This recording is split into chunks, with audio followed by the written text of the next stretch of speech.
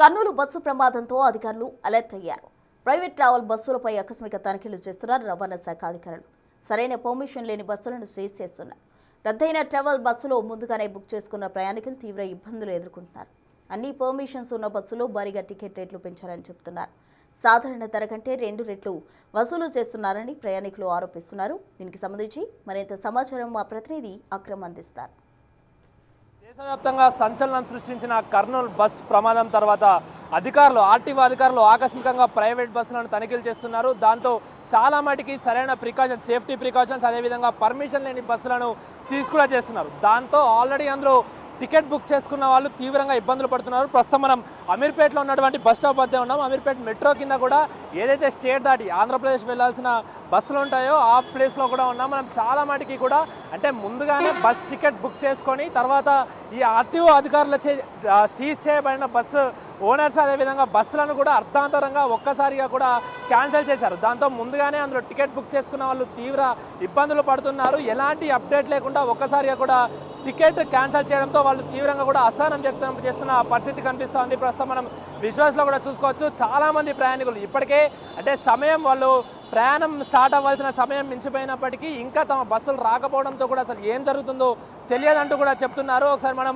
చూసుకున్నాడు ఒక్కొక్క బస్సులో కూడా ఏమైనా ప్లేసులు ఖాళీ ఉన్నాయా అంటే ఆల్ ప్రికాషన్స్ ఉన్నటువంటి బస్సుల దగ్గరికి వెళ్ళి ఏమైనా ప్లేస్ ఉందా టికెట్స్ ఖాళీ ఉన్నాయా అని కూడా వాళ్ళు అడుగుతున్నారు. సో ప్రస్తుతం మనతో కొంతమంది ప్రయాణికులు ఉన్నారు. వాళ్ళతో మాట్లాడే ప్రయత్నం చేద్దాం. అన్న మీరు ఎక్కడికి వెళ్తున్నారు? ప్రెసిడెంట్ అయితే రామచంద్రపురం వెళ్ళాలి పోయా, కానీ ఫ్రెండ్ విజయవాడ వరకు రమ్మన్నా. ఇప్పుడేమో టైం ఏమో అర్థం కావట్లేదు. 2 బస్సులు ట్రావెల్స్ బుక్ చేసి అది కూడా క్యాన్సిల్ అయిపోయింది. అంటే ఏమని చెప్పి క్యాన్సిల్ వచ్చింది? మీకు నోటిఫికేషన్ ఏమొచ్చింది? ఏదో జస్ట్ డివిజన్ ఏదో అని చెప్పి అంటున్నారు. డైరెక్ట్గా క్యాన్సిల్ ఇలాగా ట్రాన్స్పోర్టేషన్ అవ్వట్లేదు, ఆ రూట్ నుంచి మేము వెళ్ళట్లేదు, అందుకే అన్నీ క్యాన్సిల్ అవ్వడం అని చెప్పి అంటున్నారు తప్ప వేరే విధంగా ఏం కాదు.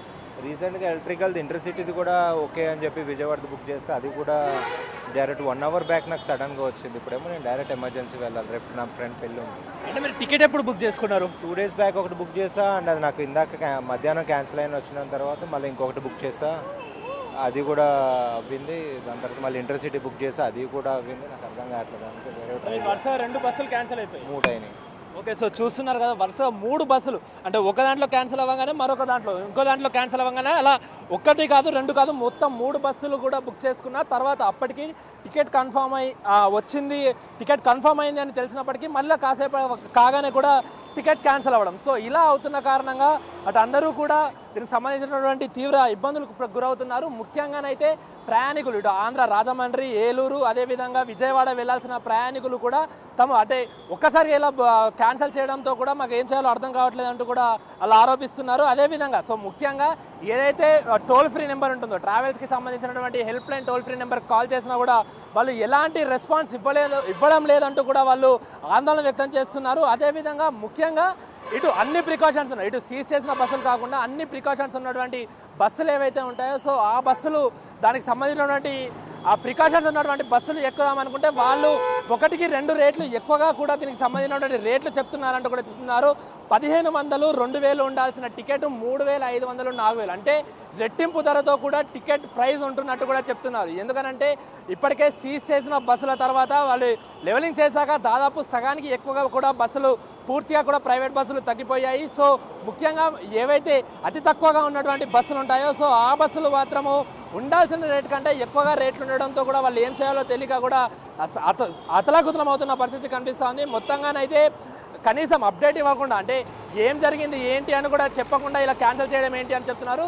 కేవలం జస్ట్ నోటిఫికేషన్లో టెక్నికల్ ఇష్యూస్ వల్ల మీ టికెట్ క్యాన్సిల్ అయింది అంటూ కూడా చెప్తున్నారు. ఒక్కసారి అటు కొందరికి కనీసం నోటిఫికేషన్స్ అయినా వస్తున్నాయి, మరికొంత ప్రయాణికులు మాత్రం ఎలాంటి అప్డేట్ ఇవ్వకుండా టికెట్స్ క్యాన్సిల్ అయ్యి వాళ్ళ సమయం అంటే ప్రయాణించే సమయం మించిపోయినప్పటికీ బస్సులు రావడం లేదంటూ కూడా చెప్తున్నారు. ఇటు అమీర్పేటే కాదు అటు కూకట్పల్లి అదేవిధంగా మియాపూర్ తదితర బస్ స్టాప్ల వద్ద కూడా ఇదే పరిస్థితి నెలకొంటుంది. మొత్తంగానైతే ఖచ్చితంగా అంటే కనీసం ఇన్ఫర్మేషన్ అయినా ఇవ్వాలి, ఇన్ఫర్మేషన్ కూడా ఇవ్వకుండా ఇలా క్యాన్సిల్ చేయడం ఏంటి? అదేవిధంగా అటు ప్రైవేట్ బస్సులు క్యాన్సిల్ అయిపోయినప్పటికీ మరికొన్ని అన్ని ప్రికాషన్స్ ఉన్నటువంటి బస్సులు ఎక్కుదామంటే వాళ్ళు ఉండాల్సిన దానికంటే డబల్ త్రిబుల్ రేట్లు కూడా చెప్తున్నారు.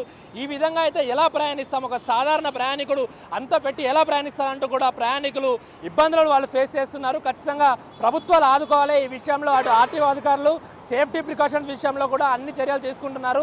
ఈ రేట్ల విషయంలో కూడా వాళ్ళు తగ్గుముఖం పట్టే విధంగా చూసుకోవాలంటూ కూడా ప్రయాణికులు కోరుతున్న పరిస్థితి కనిపిస్తుంది. ఇప్పుడు జర్నలిస్ట్ పవన్తో అక్రమ్ బిగ్ టీవీ అమీర్పేట నుంచి.